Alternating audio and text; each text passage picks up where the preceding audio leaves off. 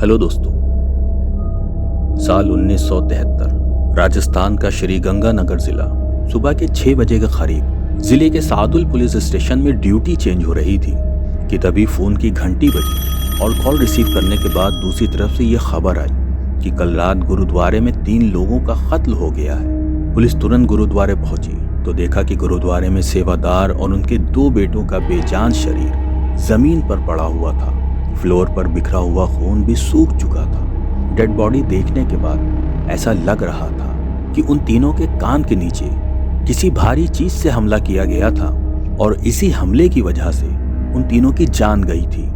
हत्या के तरीके को देखने के बाद पुलिस को यह समझने में देर नहीं लगी कि इन तीनों मर्डर का ताल्लुक उन्हीं हत्याओं से था जो उन इलाकों में उन्हें पहले भी देखने को मिली थी, जिसे अंजाम दिया था कनपटी मार किलर के नाम के एक सीरियल किलर ने। कनपटी मार लोगों की कनपटी पर किसी भारी चीज से हमला करके उनकी जान लेता था। वो कई जगहों पर हमला कर चुका था, मगर फिर भी उसकी पहचान के नाम पर यहाँ तक उसके हुलिये का भी पता नहीं था। कनपटी मार ने अपने पूरे जीवन में लगभग 70 से ज्यादा लोगों की जानें ली थी। आखिर कौन था ये कनपटी मार और क्यों मार रहा था ये बेगुनाह लोगों को, जानते हैं आगे की कहानी में। तो पूरी कहानी जानने के लिए बने रहिए हमारे साथ कहानी के अंत तक। दोस्तों, आपका स्वागत है हमारे YouTube चैनल में कि जिसका नाम है क्राइम की रियल कहानी। उम्मीद करता हूँ आप सब अच्छे होंगे। किसी एक इंसान ने अगर कई लोगों की हत्याएं की हों और उन हत्याओं में कोई एक पैटर्न या एक स्टाइल साफ नजर आता हो तो ये सीरियल किलिंग का मामला होता है। किलर रैंडम टारगेट को चुनता था और हत्याएं करता रहता था। अधिकतर मामलों में हत्याओं के बीच कोई बड़ा लिंक या कोई क्लू नहीं मिलता था जिससे ये पता चल सके कि किलर की हत्या करने के पीछे उसका मकसद क्या है। ये मामला दिन पर दिन कॉम्प्लिकेटेड होता जा रहा था क्योंकि कातिल तो पकड़ा जाता है सुराग और क्लू की वजह से। जब कोई क्लू या सुराग ही नहीं मिलेगा तो उसको कैसे पकड़ा जाएगा। और 73 के दशक में वो इन्वेस्टिगेशन के सोर्स नहीं मौजूद थे जो आज के जमाने में मौजूद हैं। और ऊपर से लोगों के बीच बहुत ज्यादा दहशत फैल चुकी थी। लोग उसके नाम से भी डरते थे। डर और खौफ का इतना असर था कि लोग उसका नाम भी लेने से घबराते थे। अगर दोस्तों आप राजस्थान, पंजाब, उत्तर प्रदेश या किसी इनके आसपास के ग्रामीण इलाके से हो तो मुमकिन है कि आपने भी मुनुचवा या चोटी कटवा जैसे शब्द सुने होंगे, जो कि अंधेरे में घात लगाकर मासूम लोगों पर हमला करता था और लोगों को डराता और समाज में दहशत फैलाता था। मगर शायद ही किसी की जान गई हो, पर राजस्थान का कनपटी मार जब तक इंसान को मार नहीं देता था तब तक उसे मारता रहता था। बहुत ही कम खुशनसीब लोग ऐसे थे जो उसके हाथों से बचे थे। वो कंबल ओढ़कर घात लगाए रहता था, कंबल में हथौड़ा छुपाए रहता था। जैसे ही इसे कोई अकेला इंसान मिलता था तो वो उसके कान के ठीक नीचे हमला करता था और उसकी जान ले लेता था, क्योंकि कान के नीचे का हिस्सा बहुत ही ज्यादा नाजुक होता है और ऐसे में हथौड़े के 1 या 2 वार से ही इंसान मर जाता है। पुलिस लगातार मेहनत कर रही थी उसे ढूंढने के लिए, लेकिन वो कौन था किसी को कोई भी जानकारी नहीं थी। सबूत के नाम पर पुलिस के पास सिर्फ वो लोग थे जो उसके हमले से बच निकले थे। उन्हीं लोगों ने गवाही में बताया कि सीरियल किलर रात के अंधेरे में कंबल ओढ़कर घात लगाकर हमला करता है। मगर इस मामले में बड़ा मोड़ तो तब आया जब साल 1973 में श्रीगंगानगर गुरुद्वारे में कनपटी मार ने 3 लोगों की हत्या की। उस इलाके के वहां मौजूद कई लोगों ने बताया कि हत्या के रोज एक शख्स को रेलवे ट्रैक पर चलते हुए शहर से रेलवे स्टेशन की तरफ जाते हुए देखा गया था। वो कौन था पता नहीं चल पाया, क्योंकि गांव में अधिकतर लोग एक दूसरे को जानते ही थे। इसलिए बात तो तय थी कि सुबह के समय रेलवे लाइन के पास देखा जाने वाला इंसान लोकल नहीं था।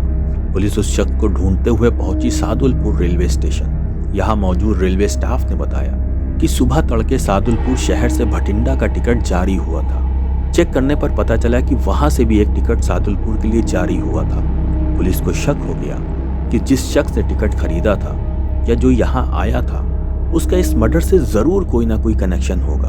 उसका ना कोई नाम, ना कोई पहचान, ना कोई हुलिया। इन सब के बिना पुलिस उस किलर को कैसे ढूंढ पाती। पुलिस ने उस किलर को ढूंढने के लिए पुराना तरीका अपनाया। उन्होंने ऐसे सभी लोगों को बुलाया जिनका कभी ना कभी कनपटी मार से सामना हुआ था। पुलिस को एक चीज तो पता थी कि किलर कंबल ओढ़े रहता है, लेकिन विक्टिम पर हमला करने के लिए उसे कंबल तो जरूर हटाना पड़ता होगा, क्योंकि बिना कंबल हटाए किसी पर ऐसे हमला करना नामुमकिन है कि उसकी जान ली जा सके। और इन्हीं विटनेसेस में से एक विटनेस ऐसा भी था जिसने किलर का चेहरा देखा था जिस वक्त कनपटी मार ने उस पर हमला करने के लिए अपना कंबल हटाया था, और उसी वक्त उसने उसका चेहरा देख लिया। वो शख्स बताता है कि जब वो एक दिन सुनसान रास्ते से गुजर रहा था तब कनपटी मार ने उस पर हमला किया था और हमले के दौरान उसका कंबल नीचे गिर गया था और उसी वक्त उस व्यक्ति ने किलर के चेहरे को देख लिया था। इसके बाद पुलिस ने एक एक करके सारे विक्टिम से अलग अलग पूछताछ की और उन्हीं लोगों की गवाही के आधार पर किलर का एक मोटा मोटा स्केच तैयार किया गया और सभी से अलग अलग बात करने पर यह बात भी साफ हो गई कि पंजाब से लेकर राजस्थान तक जान लेने की जितनी भी वारदातें हुई हैं उन सब का किलर एक ही हो सकता है। पुलिस ने अब अपनी इन्वेस्टिगेशन का दायरा बड़ा किया क्योंकि क्राइम एक बहुत बड़े इलाके में फैल चुका था और सारे क्षेत्र की तलाशी तो नामुमकिन थी। इसलिए पुलिस ने अब अपने आप को और ज्यादा एक्टिव किया।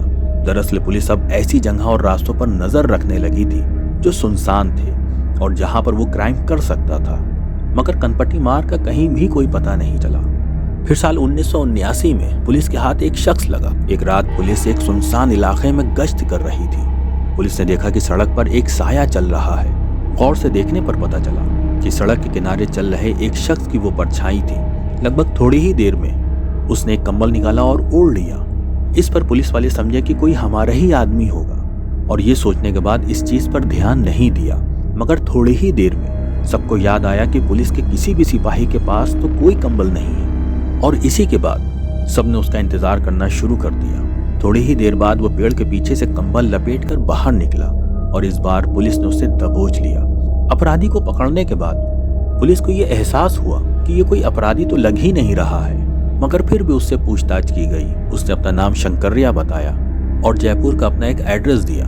जब पुलिस बताए हुए पते पर पहुंची तो वहां शंकरिया के माता पिता से मुलाकात हुई, जिससे ये पुख्ता हो गया कि वो सच बोल रहा था।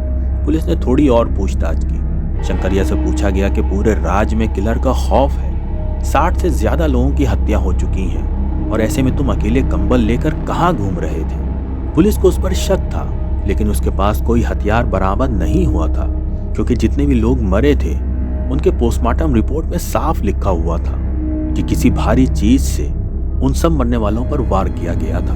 मगर पुलिस को शंकरिया के पास कोई हथौड़ा नहीं मिला था। कई दिनों तक पुलिस पूछताछ करती रही और वो गोलमोल जवाब देता रहा, मगर कोई निष्कर्ष नहीं निकला। फिर एक रोज पूछताछ के दौरान शंकरिया चिल्ला उठा। उस वक्त जब पुलिस ने पूछा कि 60 लोगों की हत्या हो चुकी है, क्या तुम्हें नहीं मालूम? इस बात पर शंकरिया ने जो जवाब दिया वो दहला देने वाला था। उसने कहा 60 नहीं 70 को मार चुका हूँ और हाँ मैं ही कनपटी मार हूँ। मगर पुलिस को यकीन नहीं हुआ। उन्होंने उसके हथियार के बारे में उससे पूछा कि तुम्हारा हथियार कहाँ है, तो शंकरिया उन्हें उस जगह पर लेके गया जहाँ वो हथियार छुपाया करता था। झाड़ियों के पीछे से उसने हथौड़ा निकाला और पुलिस को दे दिया। इससे तो ये बात पक्की हो चुकी थी कि शंकरिया ही सीरियल किलर यानी कनपटी मार है। पुलिस ने जब उसके पिता से उसके बारे में पूछा तो उन्होंने बताया कि शंकरिया ज्यादातर घर पर ही रहता था, मगर कभी कभी ये देर रात घर से बाहर निकलता था। हम लोग जब पूछते थे कि कहाँ जा रहे हो तो कहता कि दोस्तों से मिलने जा रहा हूँ। हालांकि कभी भी उसका कोई दोस्त उससे मिलने नहीं आया। शंकरिया को गिरफ्तार करने के बाद उस पर केस चला। अदालत में पुलिस 63 ही मृतकों के सबूत सामने रख पाई। कत्ल करने की वजह पूछने पर उसने बताया कि जब हम हथौड़े से लोगों को मारते थे तो वो चीखते और चिल्लाते थे, जिससे मुझे बहुत सुकून और बहुत मजा आता था। एक बार तो उसने ये भी कहा कि मरने वालों की चीखें उसे किसी संगीत की धुन जैसी लगती थी। शंकरिया का अपराध रेयरेस्ट ऑफ द रेयर की श्रेणी में आता था, जिससे उसका केस राजस्थान हाई कोर्ट और फिर सुप्रीम कोर्ट में पहुंचा, लेकिन सभी जगह से उसे मौत की सजा सुनाई गई। शंकरिया ने राष्ट्रपति के पास भी माफी की गुहार लगाई, मगर वो गुहार वहां से भी रिजेक्ट हो गई। अंत में 16 मई 1979 की तारीख थी जब शंकरिया को फांसी दे दी गई। शंकरिया के केस की एक खास बात ये भी थी, ये केस देश के सबसे स्पीडी ट्रायल केसों में से एक था जिनमें सजाए मौत दी गई हो। शंकरिया जनवरी 1979 में पकड़ा गया और मई 1979 में उसे फांसी दे दी गई। इस समय शंकरिया को फांसी दी गई। उस समय मात्र उसकी उम्र 27 साल की थी। पॉल सिम्पसन की किताब द सीरियल किलर फाइल्स में लिखा है, शंकरिया अपने किए के ऊपर शर्मिंदा था। मरने से कुछ समय पहले उसने एक पुलिस वाले से कहा कि मैंने जो हत्याएं की हैं वो बेवजह थी, मैं नहीं चाहता कि कोई भी मेरे जैसा बने। शंकरिया तो चला गया था, मगर उत्तर भारत के कई इलाकों में कनपटी मार का खौफ कई सालों तक बना रहा। हत्या का कोई भी केस सामने आता तो सबसे पहले ये अफवाह उड़ती कि कनपटी मार वापस आ गया है। सीरियल किलिंग का ये मामला दुनिया के सबसे ज्यादा खूंखार केसों में से एक है, जो राजस्थान की कहानियों में आज भी सुनाई देती है। दोस्तों, इस पूरी कहानी के बारे में आपकी क्या राय है, कमेंट बॉक्स में जरूर बताएं। अगर आपको हमारी मेहनत पसंद आई हो तो इस वीडियो को लाइक करते हुए शेयर भी जरूर करें। अगर आपने अब तक क्राइम की रियल कहानी चैनल को सब्सक्राइब नहीं किया है तो जाने से पहले चैनल को जरूर सब्सक्राइब कर लें। लेटेस्ट वीडियो की जानकारी के लिए बेल आइकन दबाना ना भूलें। रियल क्राइम की दुनिया से जुड़ी ऐसी ही कहानियों के लिए हमारे साथ लगातार जुड़े रहें। धन्यवाद।